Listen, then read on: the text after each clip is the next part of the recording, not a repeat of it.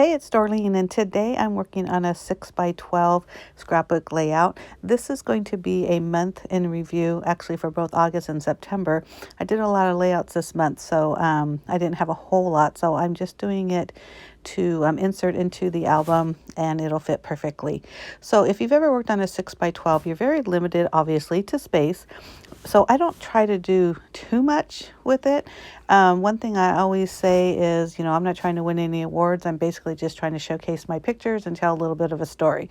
So for this 6 by 12, the way it fits in my album, it's going to face a page I just did recently that had very bright tropical colors.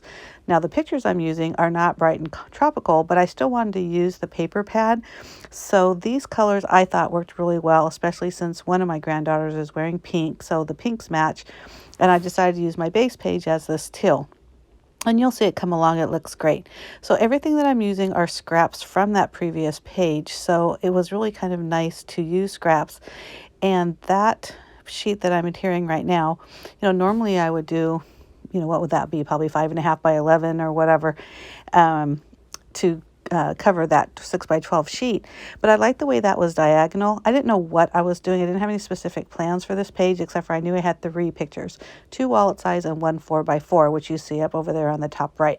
So after I adhered those, I'm just kind of moving the pictures around, trying to decide where am I going to put them, the pictures and that little noted card, because I knew I needed some kind of journaling box, and that's why I chose that one. Right now I'm just trimming down those pictures.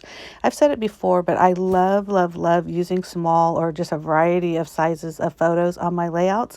And these I just do at my local Walgreens. I'm sure any place where you get pictures developed will do the same thing. But you can create a collage on a 4 by 6 base. And if you do 2 pictures, it comes out like this, approximately 3 by 4. It's not exact, it's actually a little smaller. But if you add more, let's say you put 3 pictures on that 4 by 6, they'll be a little smaller, they'll be thinner, they'll be taller, whatever. But I just think they add interest to scrapbook layouts, and especially in a small one like this, it's nice to have a variety of sizes. So again, I'm just kind of messing around. I don't really have a plan in mind, but I'm loving how I'm putting these little scrap pieces of paper in the journaling box on a diagonal.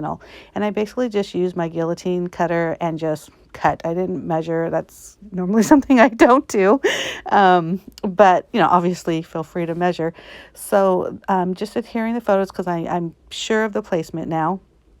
And so once I do that, oh, you'll see me right here. I decided to make this into a tag. So I just cut one corner off, and then with that piece that fell off, I turn it around or upside down and put it on the opposite side and just use a pair of scissors, make sure that's flush and everything's even, and then just snip it off. So that way you get an even tag cut, I guess is the right word. And again, I just adhere those on. I know that that journaling box is going to come off the edge, but once I adhere it, you'll see me just use scissors and trim it right off. Again, I'm loving the way this is looking, but again, I don't really have a plan. So once I do that, and once I adhere the photos, I'm going to go through my sticker book. And I don't know if you remember those old Smash books that were all the rave at one time. I've had mine for years, never even really used it. And this is what I do with all my kind of one-off stickers. So a lot of times you'll have a big sticker sheet and you may use, 5 out of the 12 that are on there. So instead of keeping the entire sheet, I'll put them on these or in this book. So I got this idea from Janet from RTS, and she has a Patreon now. She has previous YouTube videos, but I'll try to put that link below. She's amazing. But anyhow, I just color coordinate them, and I'm going through my sticker book and just finding stickers that I think will match with the color scheme or what I'm trying to do here. So I got a teal sticker that says too cute. I have an orange one that says don't let anyone ever dull your sparkle. I pull a couple of labels, and I love that owl right there with the glasses because it just looks scholarly. And that picture of my granddaughter is by a whiteboard, which her mother, my daughter-in-law, does every year, which I love. Takes a picture of her and then just kind of like what she's into or what she's aspiring to be. So that's a really cool thing to look at, especially later. So once I figure out what the stickers I'm going to use, Now I'm going to just kind of mess around and see where I want to put them. Now, I like to do clusters, and the key, or in my opinion, the key to clusters, now you know just from watching me, I grab these stickers. None of them went together. They're probably a little off on color scheme, but to make them look cohesive and look like they actually belong there is I think there needs to be at least one part of each element that touches. I hope that makes sense. So like here I built those labels. One label is just underneath the owl and the other one is just on top of the other label. And even on the bottom where I have the quotes, again, they just touch enough of each other so they're one item versus just kind of a splattering of stickers. And I really believe that's key, because otherwise it could just look like a sticker mess, right?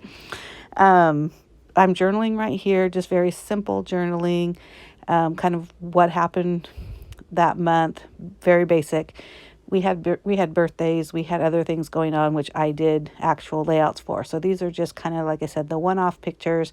Still want to remember the stories, but I don't necessarily want to do a big 12 by 12 photo of them. I've been doing that a lot, actually for a couple years now, for month in review layouts. Normally those month in review layouts are a full 12 by 12, sometimes even a 2-page spread. But this one just happened to be 3 pictures, and I knew it would be fine in this little 6 by 12 sleeve. So once I'm going through the letters, you see me there. I didn't have an E, which, you know, how many of us don't have E's when we go through our sticker packs or our letters packs? So I used an F and just cut off that bottom leg of it to make that into an E, and nobody's going to be the wiser, so don't tell anybody.